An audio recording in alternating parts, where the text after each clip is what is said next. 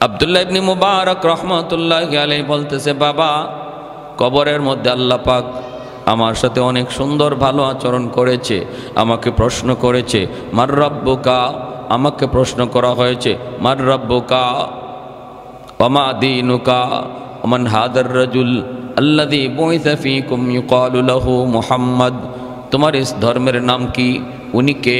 আমি তিনটা প্রশ্নের জবাব আল্লাহর রহমতে সুন্দরভাবে দিয়েছি। রব্বি আল্লাহ, দীন আল ইসলাম, হাদা মুহাম্মাদুর রাসূলুল্লাহ সাল্লাল্লাহু আলাইহি ওয়াসাল্লাম।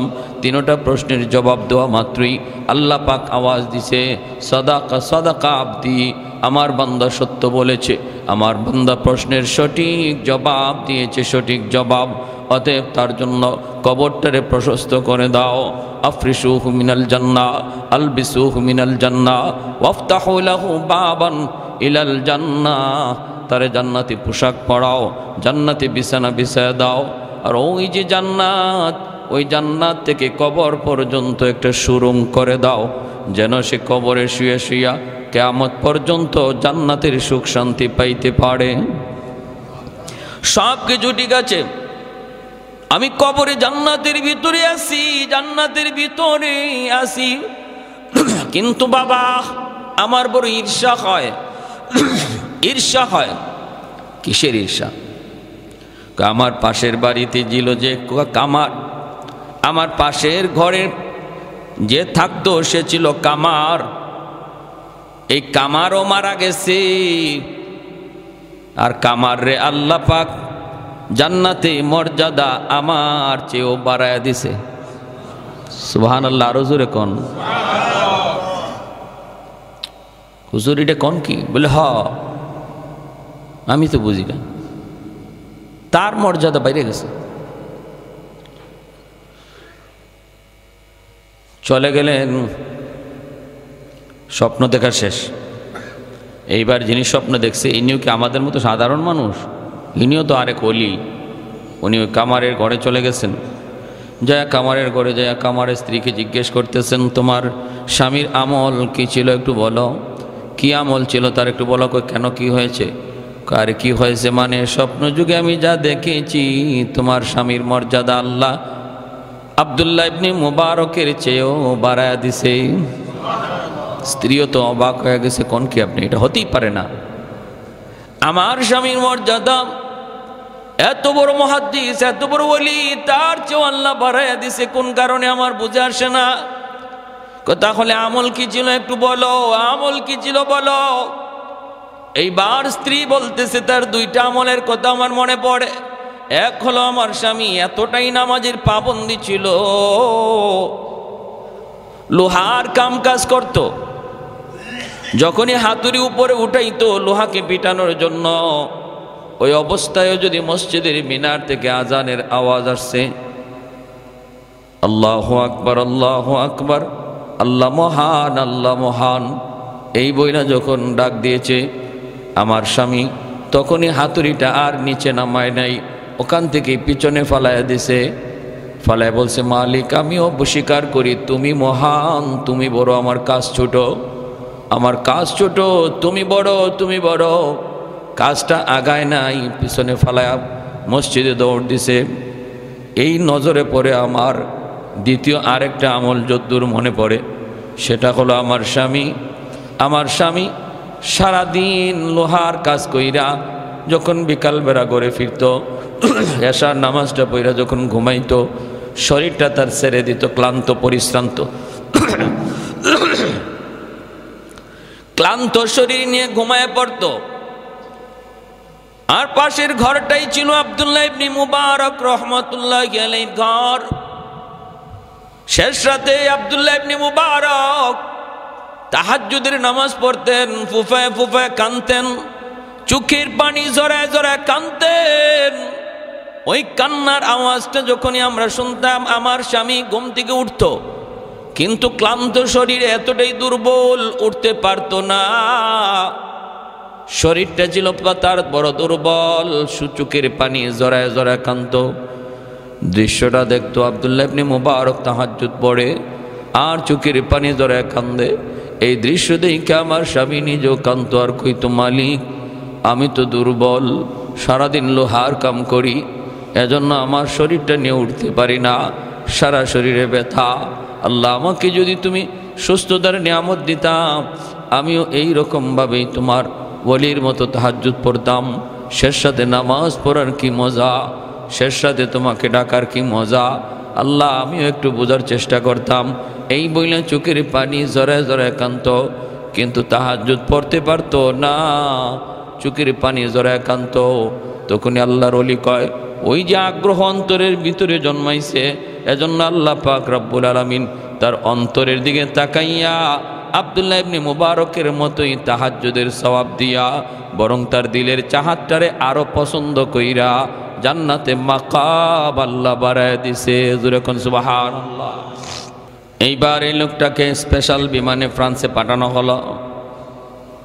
মদিনার সরকার, সৌদির সরকার পর্যন্ত টনক নড়ে গেল ঘটনার রহস্য জানার জন্য। সে ওখানে গেল, যায় খবর নেই। আজ থেকে 1 সপ্তাহ আগে আল্লাহর বান্দী ইন্তেকাল করেছে। জিজ্ঞেস করা হয় পরিবারের সদস্যকে, ঘটনা কি একটু বলো না, কোথায় তার কবর?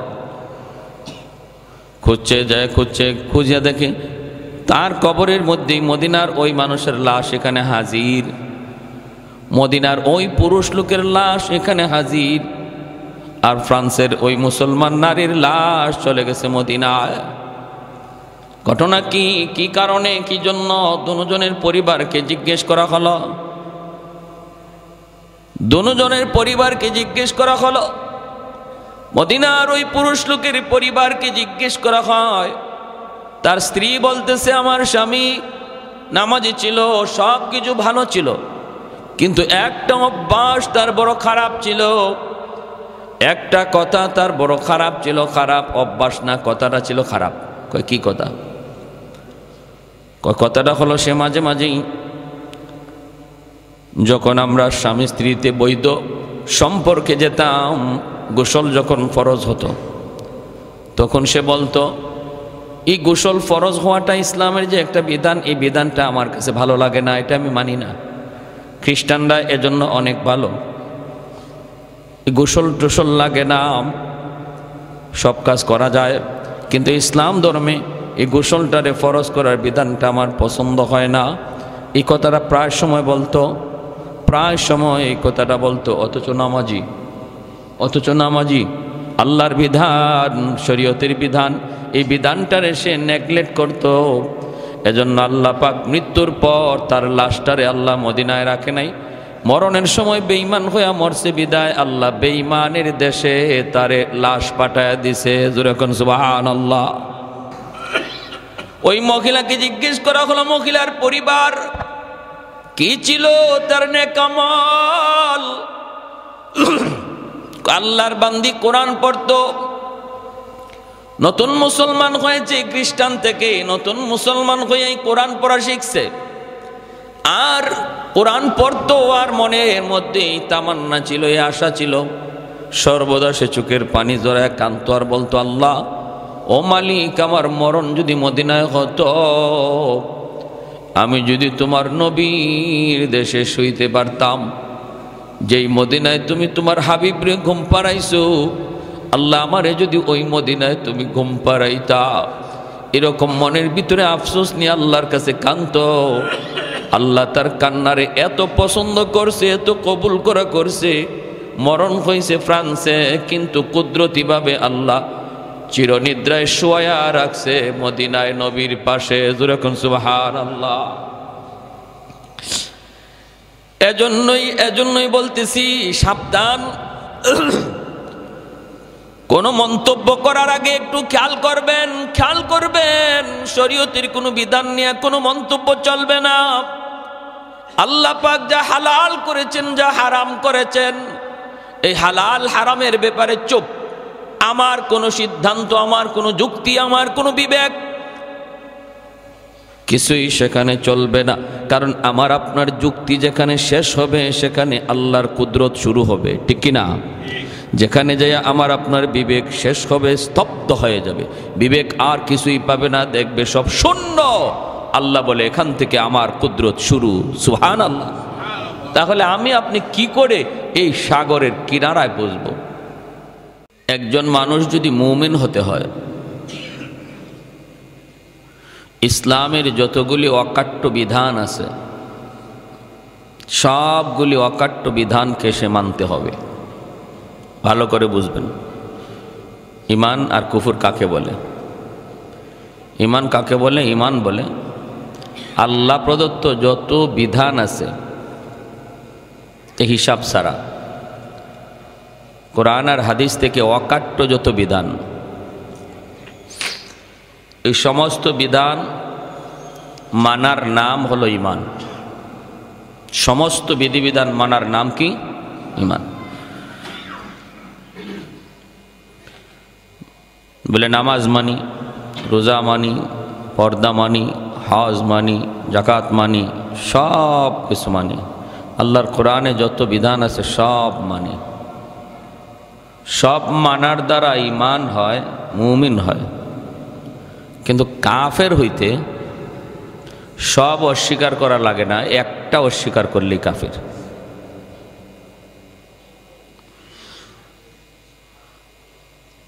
মুমিন ইমানদার হতে হলে সব মানতে হয়, আর কাফের হতে হলে সব অস্বীকার করা লাগে না। একটা শরীয়তের কোনো একটা বিধান কেউ যদি মানে না, বলে যে না আমি এটা মানি না, অথবা এই বিধানটারে নিয়ে মস্কারি করে, আল্লাহর বিধান জানছে কিন্তু সে এটাকে নিয়ে ঠাট্টা করে,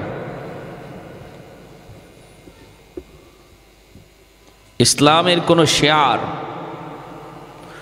যা দেখলে বোঝা যায় ইসলাম চিনা যায়, এগুলাকে ইসলামের শেয়ার বলে। যা দেখলে ইসলাম চিনা যায়, মানে মুসলমান বোঝা যায়। যেমন টুপি,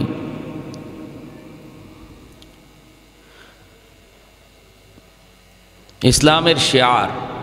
মাদ্রাসা দেখলেই বোঝা যায় এটা মুসলমানের ধর্মীয় শিক্ষাঙ্গন। মসজিদ দেখলেই বোঝা যায় মুসলমানের ইবাদতের জায়গা।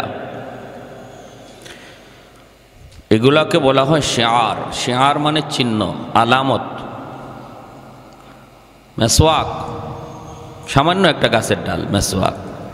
কেউ যদি বলে কি হুজুররা পাইছে, কি কয় কি না, এই আধুনিক যুগে, আল্ট্রা মডার্নের যুগে গাছের ডাল দিয়া দাঁত ঘষানি, এরা আনসোশাল, এরা সামাজিকতা বুঝে না। এটা রসুলের যুগে ব্রাশ ছিল না, তাই রসুল গাছের ডাল দিয়া দাঁত মাঝামাঝি করছে। এই যে আপনি বেঙ্গায়া মুখ বাঁকায়া কথা কইছেন, শেষ। রাজুল ইউমসিহুর রাজুলু মুমিনা ওয়া ইউমসি কাফিরা। আমি পারি না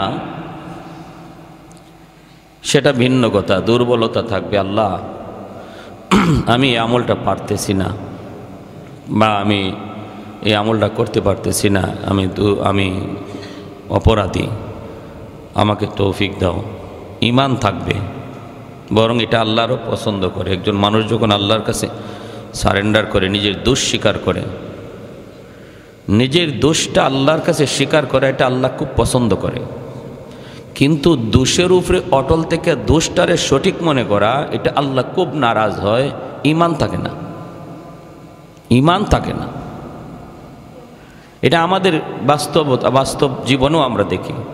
একজন মানুষ দোষ করে, দোষ স্বীকার করে ফেলছে, মানুষ কিন্তু নরম হয়ে যায় তার প্রতি, যে ভাই দোষ স্বীকার করে ফেলছে, বাদ দাও।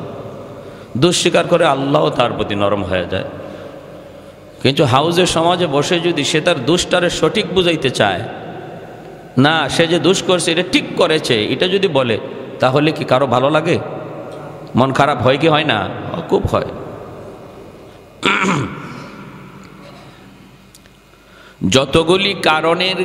যতগুলি কাজের দ্বারা, যতগুলি কারণে ঈমান ভঙ্গ হয়, এর মধ্যে উল্লেখযোগ্য একটা কারণ হলো আল্লাহর সমস্ত বিধিবিধানের ভিতর থেকে কোনো একটাকে যদি কেউ অস্বীকার করে অথবা এটা নিয়ে ব্যঙ্গ করে, মজাক করে, ঈমান চলে যাবে। ফুটবল খেলা চলতেছে, সবাই কম বেশি দেখতেছেন, বাধা দিয়েও আমরা পারবো না। আপনার রুচি, আপনার ইচ্ছা, আমরা আমাদের কথা বলতেছি হারাম হারাম হারাম। কিন্তু মনে রাখবেন, আমাদের হারাম বলার পরে যদি কেউ এটাকে নিয়ে মস্কারি করেন অথবা আপনার যুক্তি এখানে প্রাধান্য দেন যে এটা হারামের কি হইল, এটা একটা বিনোদন, আমরা দেখতেছি, কি হইল এটা, এটার দ্বারা আমার ক্ষতি কি হইতেছে ইসলামের? আমি তো কোনো নাফরমানি কাজ করতেছি না, আমি দেখতেছি। এই যে যুক্তি দেখাইতেছেন আপনি, কুল্লু লাবিন হারামুন, মায়ার নবীর হাদিস, আল্লাহ নবীর হাদিস, সমস্ত খেলা হারাম। এই কথা জানার পরেও আপনি যদি বলেন যে এতে হারামের কি হলো, তখন আপনি এই বিধানটারে অস্বীকার করতেছেন, আপনার যুক্তি দিয়ে এটাকে ঠিক ভাবতেছেন। নবীর ভবিষ্যৎবাণী আপনার জন্যই, আল্লাহ নবীর 1400 বছর আগের ভবিষ্যৎবাণী আপনার জন্য। ইউমসিহুর রাজুলু কাফিরা ওয়া ইউমসি কাফির, ইউসবিহুর রাজুলু কাফিরা ওয়া ইউমসি মুমিনা।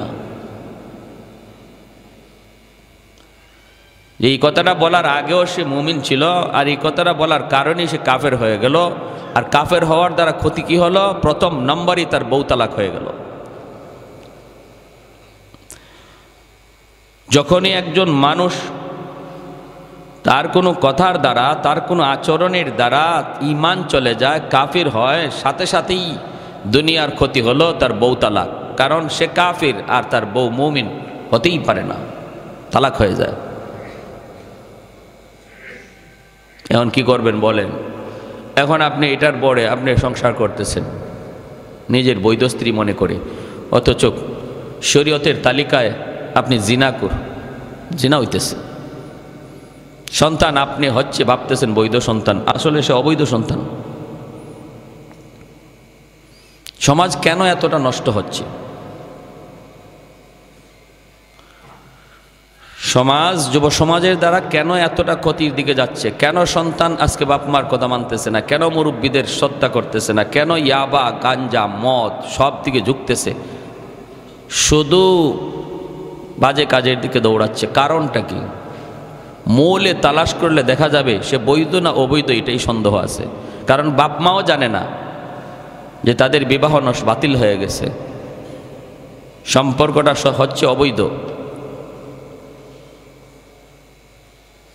অবৈধ সন্তানের কাছ থেকে ভালো কিছু সমাজ আশা করতে পারে না, কশ্চিন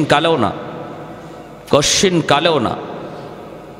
সমাজের ভালো কিছু তার দ্বারা আশা করা যাবে না।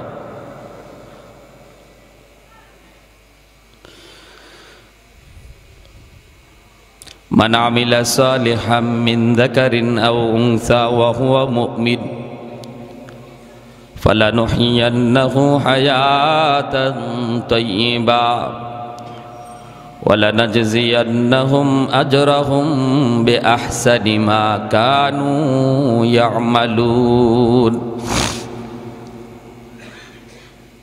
সাহাবায়ে কেরাম রাদিয়াল্লাহু তাআলা আনহুমের ভিতরে এত ভয় ছিল, হায় আমার দৌলতে ঈমান কখন জানি আমার কাছ থেকে চলে যায়।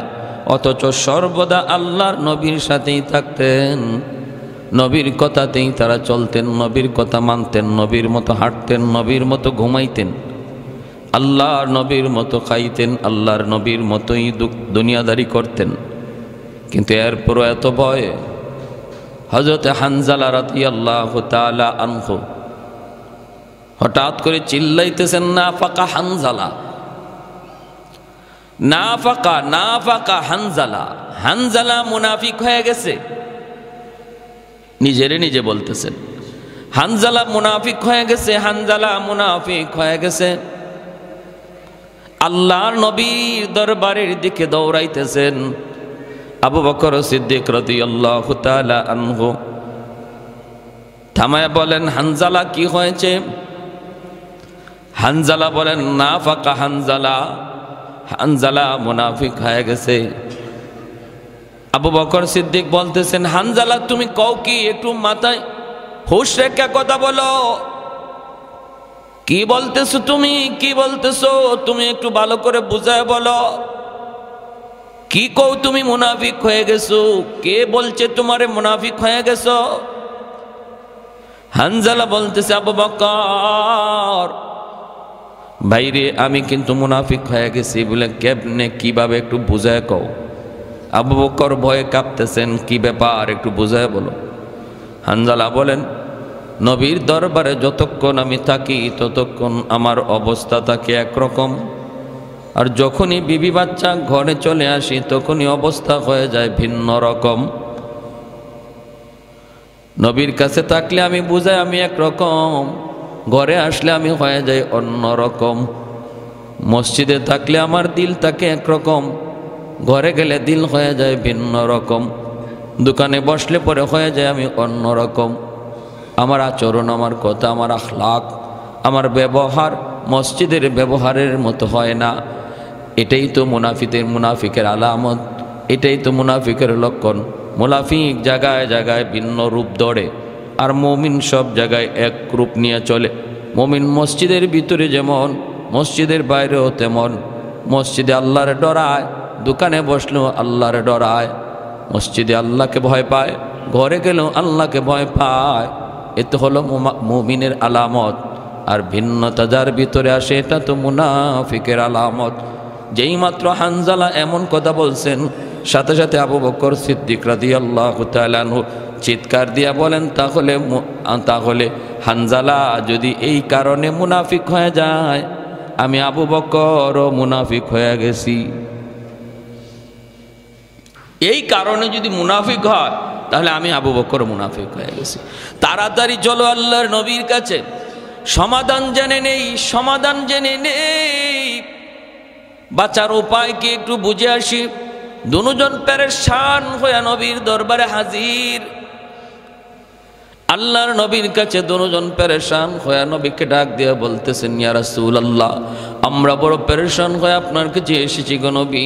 ওগো নবীজি, আমরা বড় ভয়ে আছি, আতঙ্কে আছি। বলে কি নিয়ে? বলে আমাদের ঈমান লইয়া আমরা বড় আতঙ্কে আছি, ভয়ে আছি।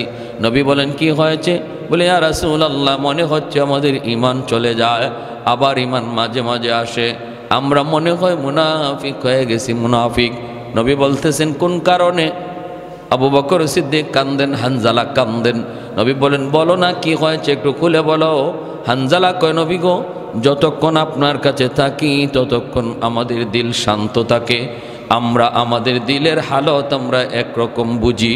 যখনই মসজিদ থেকে বের হয়, যখনই ঘরে যাই, বিবি বাচ্চার কাছে যাই, যখনই সমাজের সাথে তাল মিলাই, যখনই আমরা আমাদের ব্যবসার প্রতিষ্ঠানে যাই, তখনই আমাদের চেহারা অন্যরকম হয়ে যায়, দিলের হালত পরিবর্তন হয়ে যায়। ইয়া রাসূলুল্লাহ, এটা তো মুনাফিকের আলামত। মুনাফিকের হালত হলো সে ভিন্ন জায়গায় ভিন্ন রূপ নেয়, এক এক জায়গায় এক এক রূপ নেয়, এটা হলো মুনাফিকের আলামত। তাহলে আমরা তো মুনাফিক হয়ে গেছি, মুনাফিক। আল্লাহর নবী, রহমতের নবী বলেন, মায়ার নবী তখন দুজনকে বুকে জড়ায় ধইরা আদর করেন, সান্ত্বনা দিয়ে নবী বলেন, না আবু বকর, হানজালা, আমি নবী সুসংবাদ দিচ্ছি, তোমরা মুনাফিক না। জোরে কোন সুবহানাল্লাহ। এ হানজালা, আবু বকর,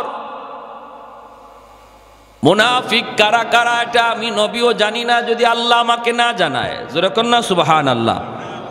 মুনাফিকের হালত হলো কলিজার ভিতর, নেফাকের অবস্থান হলো কলিজার ভিতর, অন্তরের ভিতরে। বাহ্যিক আমল দেখা, বাহ্যিক কোনো কাজ দেখা কাউকে মুনাফিক বলা যাবে না। দিলের ভিতরে কুফর, মুখে ঈমান, এর নাম হলো মুনাফিক। দিলের ভিতরে কুফর আর মুখে ঈমান। তোমাদের দিলে তো কুফর নয়, দিলের ভিতরে কোনো কুফরই নয়, বরং আমলের ভিতরে তারতম্য সৃষ্টি হয়। মসজিদের ভিতরে তোমাদের আমল একরকম, মসজিদের বাইরে গেলে আমলের মধ্যে ভিন্নতা আসে, আমলের ভিন্নতার দ্বারা মুনাফিক হয় না, ইমানের ভিন্নতার দ্বারা মুনাফিক হয়। জোরে বলি সুবহানাল্লাহ। না না, তোমরা মুনাফিক না। আমলের ভিতরে তারতম্য হতে পারে, কিন্তু ইয়াকিনের ভিতরে, বিশ্বাসের ভিতরে যদি তারতম্য হয় তাহলে কিন্তু মুনাফিক হয়ে যায়, মুনাফিক হয়ে যায়। আল্লাহ নবী সান্ত্বনা দিলেন। সাহাবায়ে কেরাম রাদিয়াল্লাহু তাআলা আনহুমের ভিতরেও কি পরিমাণ ভয় ছিল, কি পরিমাণ ভয়, কিন্তু আমাদের অন্তরে বিন্দু পরিমাণ ভয় নাই। আমাদের চালচলনে বোঝা যায় মুসলমানের ঘরে জন্ম নিয়া আমি তো মুসলমান, নিশ্চিত মুসলমান, আমার মুসলমানি যাবে কোথায়? আমি ইমানদারের ঘরে জন্ম নিয়েছি, আমার ইমান যাবে কোথায়? এক নাম্বার কারণ হলো শরীয়তের কোনো বিধিবিধান, অকাট্য বিধিবিধানের একটাকে যদি কেউ অস্বীকার করে অথবা মজাক করে, ঠাট্টা করে, সাথে সাথে ইমান থাকে না যায়? দূরে বলেন, থাকে না যায়? যায়। এজন্য বলি, শরীয়ত যেগুলাকে হালাল বলেছে, যেগুলাকে হারাম বলেছে, এই সমস্ত হালাল জিনিসকে 100% হালাল জানতে হবে। যেগুলাকে শরীয়ত হারাম বলেছে, প্রত্যেকটা হারাম জিনিসকে অন্তর থেকে হারাম জানতে হবে। যদি আপনি এই হাজারো হারামের ভিতরে একটা হারাম, যেটাকে যে কোনো একটা হারাম অস্বীকার করলেন অথবা এটা মানতে পারলেন না, তাহলে ঈমান থাকে না যায়? যায়। তাহলে কি বুঝলাম আমরা? ঈমানদার হতে হলে সব মানতে হয়, আর কাফের হতে হলে সব ছাড়তে হয় না, সব অস্বীকার করতে হয় না, একটা অস্বীকার করলেই কাফের হয়ে যায়। এজন্যই নবীজি বলেছেন কাফির হওয়াটা এতটা সহজ হয়ে যাবে যে এই মুমিন এই কাফির, এই মুমিন এই কাফির।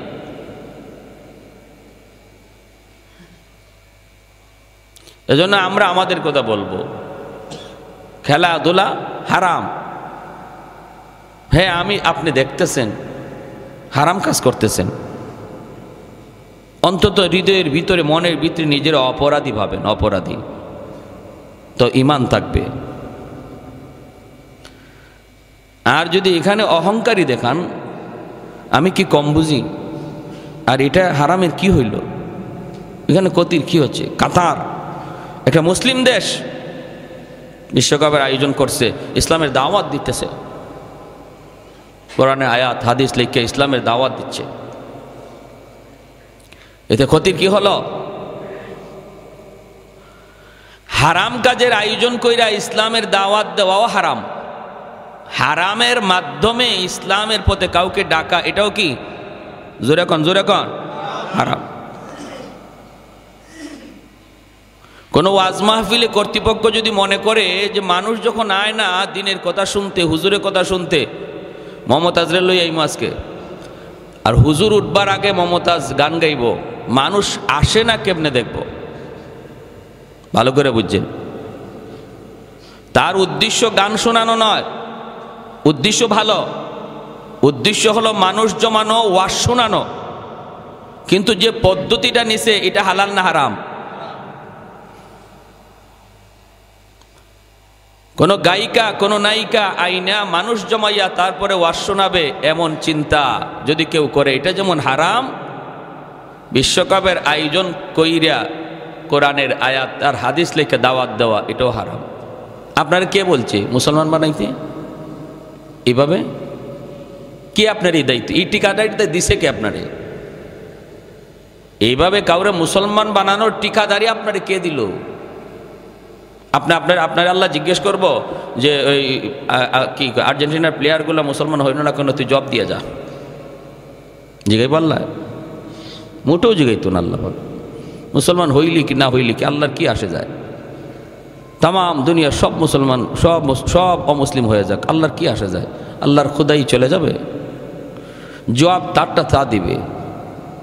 কিন্তু আপনাকে এই পদ্ধতিতে আগাইতে গেছে কে? যদি এমনই হইতো তাহলে আল্লাহর নবী বলতেন, এরা তো এই প্রস্তাব দিছিল, মুহাম্মদ ঠিক আছে আমরা তোমার খোদার ইবাদত করব, তবে আমাদেরকে শুধু তুমি আমাদের যে হুবুল আছে, আমাদের যে মূর্তি আছে, এই মূর্তিটারও আমাদের বগলের নিচে রাখার সুযোগ দাও, আমাদের পকেটে রাখার সুযোগ দাও। তারপরে আমরা মাঝে মাঝে আমাদের ভগবানরাও ডাকবো, আর একবার নাও ডাকবো ভগবানরে, 10 বার ডাকবো তোমার খুদারে। আল্লাহ নবীকে রাখো।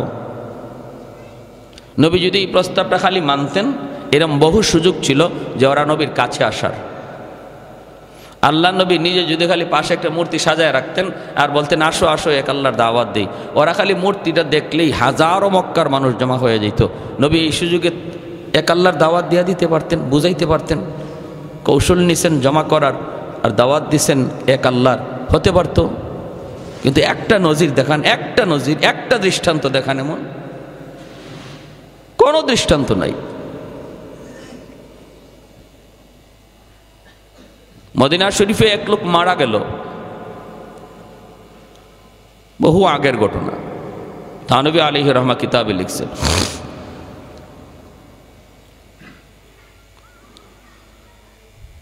কোন কারণে তার কবর আবার খনন করতে হলো। কার কি জানি পড়ল, খনন করে দেখে যে লোকটারে তারা মাত্র কবরে রাখলো, এই লোকের লাশ কবরে নাই। এখানে একটা মহিলার লাশ।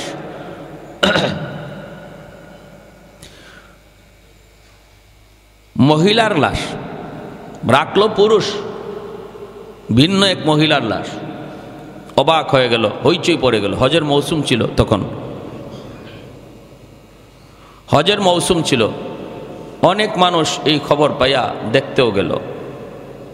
তখন মদিনায় এক লোক ছিল ফ্রান্সের, ওখান থেকে মুসলমান হয়ে সে আসছে, সেও গেছে দেখতে। এই মহিলারে কেউ চিনে না, মদিনার সব মানুষ আসছে, কেউ চিনে না এই মহিলাকে। ও ফ্রান্সের লোকটা যায়া দেখছে, ও সব দেশের লোকই তো দেখতেছে, ও দেখি চিনে ফেলছে, যারে এই মহিলার বাড়ি তো ফ্রান্স, এখানে আসলো কেমন করে। আর আমি তো হজের মৌসুমে, হজের সফরে আসার আগে আমি তারে কোরআন পড়াই। সুবহানাল্লাহ, জোরে কোন।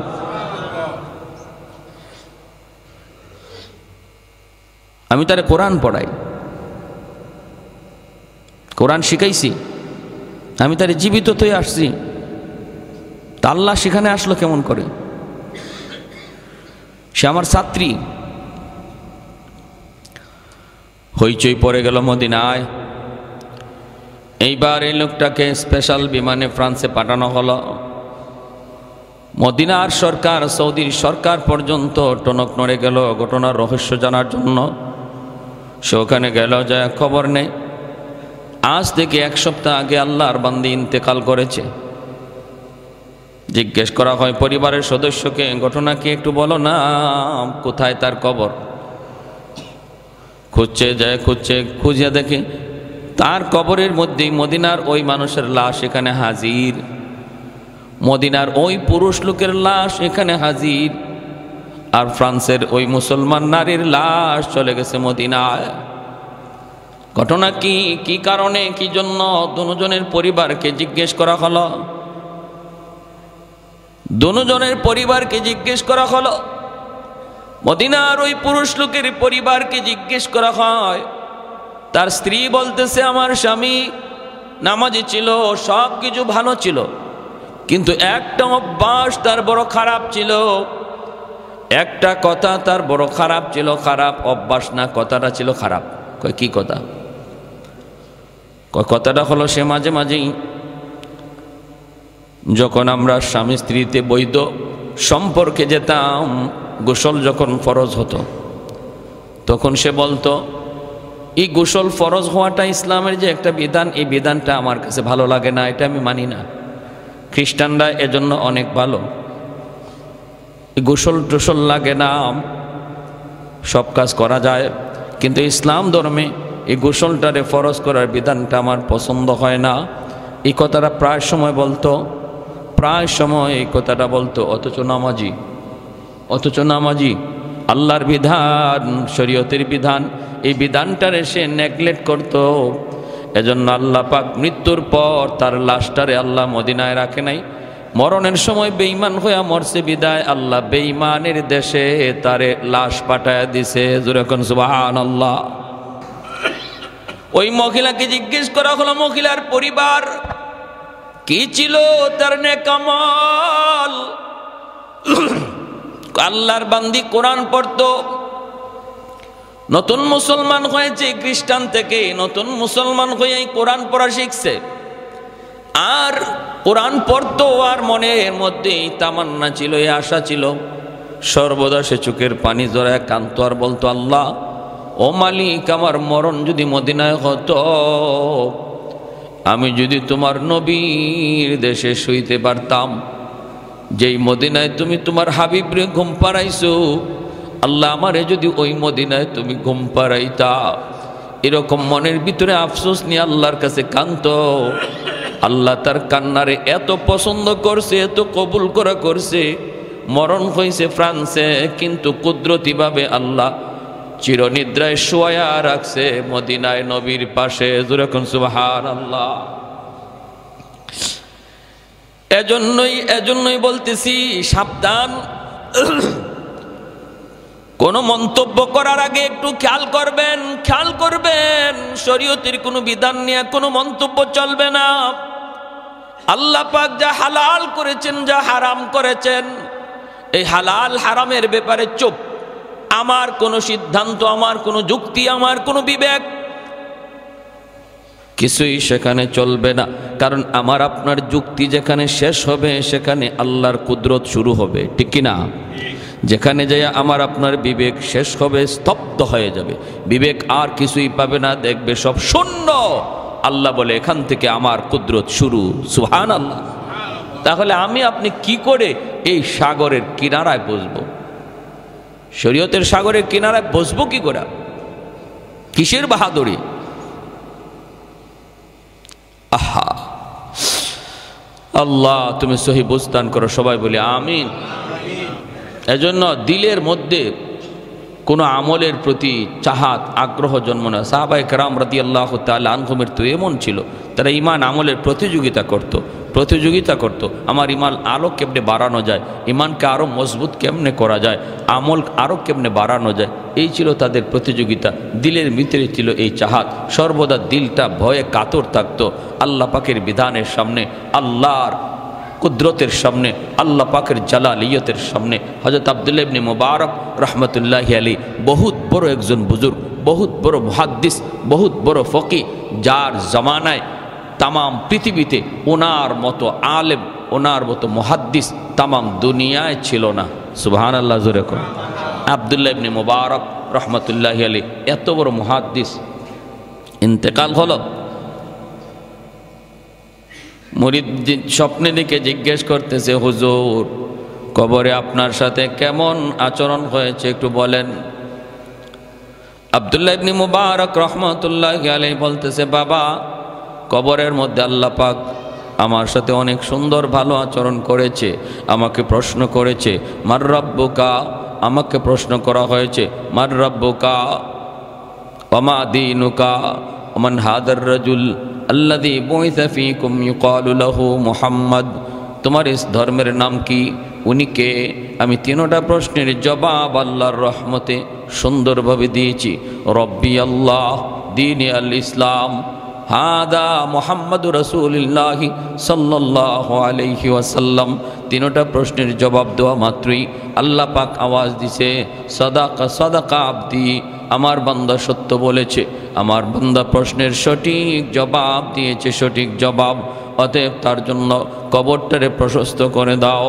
আফরিশুহু মিনাল জান্নাহ, আলবিসুহু মিনাল জান্নাহ, ওয়াফতাহু লাহু বাবান ইলাল জান্নাহ, তারে জান্নাতি পোশাক পরাও, জান্নাতি বিছানা বিছায় দাও। আর ওই যে জান্নাত, ওই জান্নাত থেকে কবর পর্যন্ত একটা সুরুং করে দাও, যেন সে কবরে শুয়ে শুয়া কিয়ামত পর্যন্ত জান্নাতের সুখ শান্তি পাইতে পারে। সব কিছু ঠিক আছে, আমি কবরে জান্নাতের ভিতরে আছি, জান্নাতের ভিতরে আছি, কিন্তু বাবা আমার বড় ঈর্ষা হয়। ঈর্ষা হয়। কিসের ঈর্ষা? আমার পাশের বাড়িতে ছিল যে কামার, আমার পাশের ঘরে যে থাকতো সে ছিল কামার, এই কামারও মারা গেছে।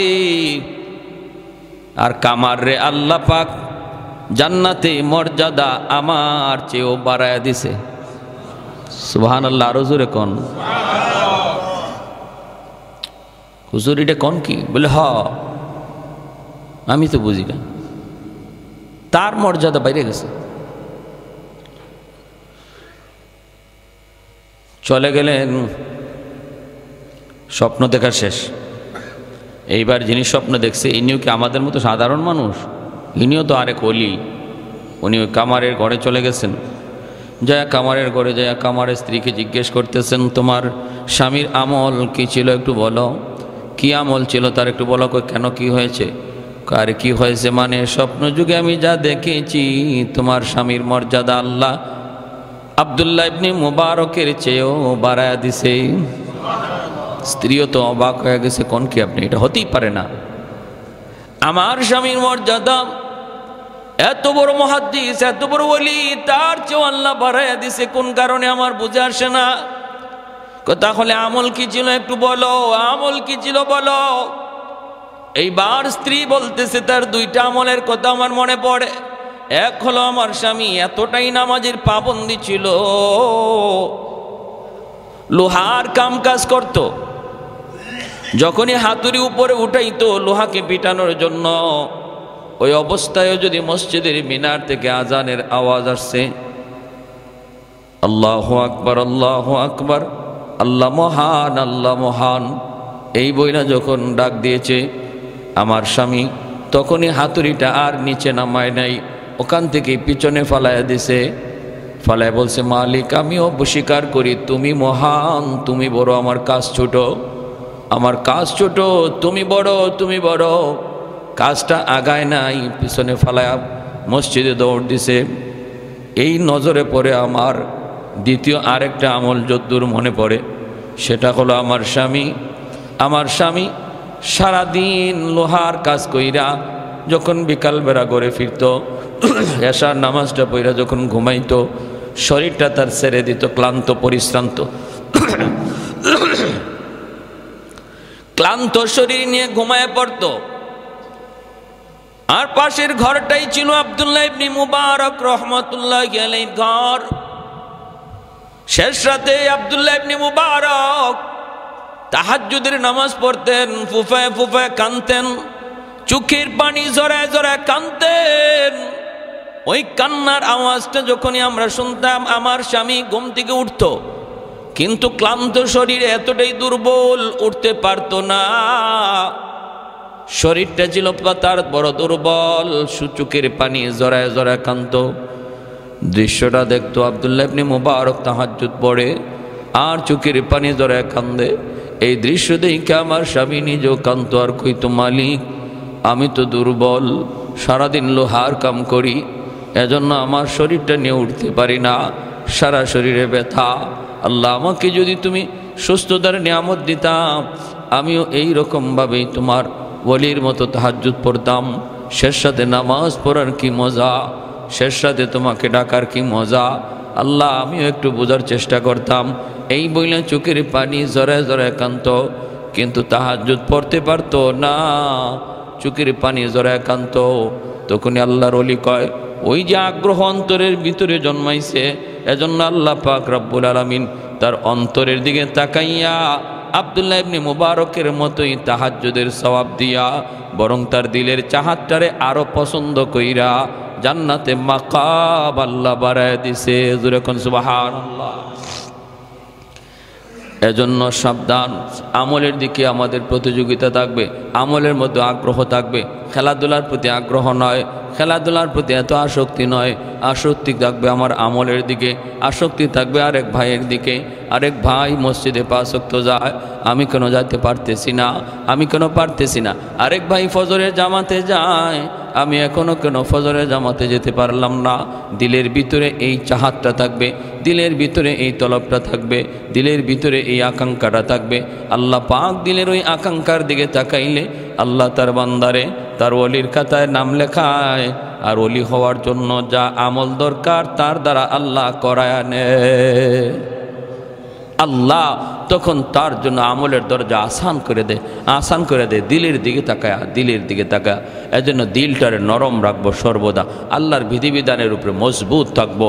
আর কখনো কোনো সন্দেহ আল্লাহর কোনো বিধানের উপরে, শরীয়তের কোনো বিধানের উপরে বিন্দু পরিমাণ সন্দেহের জায়গা দিব না।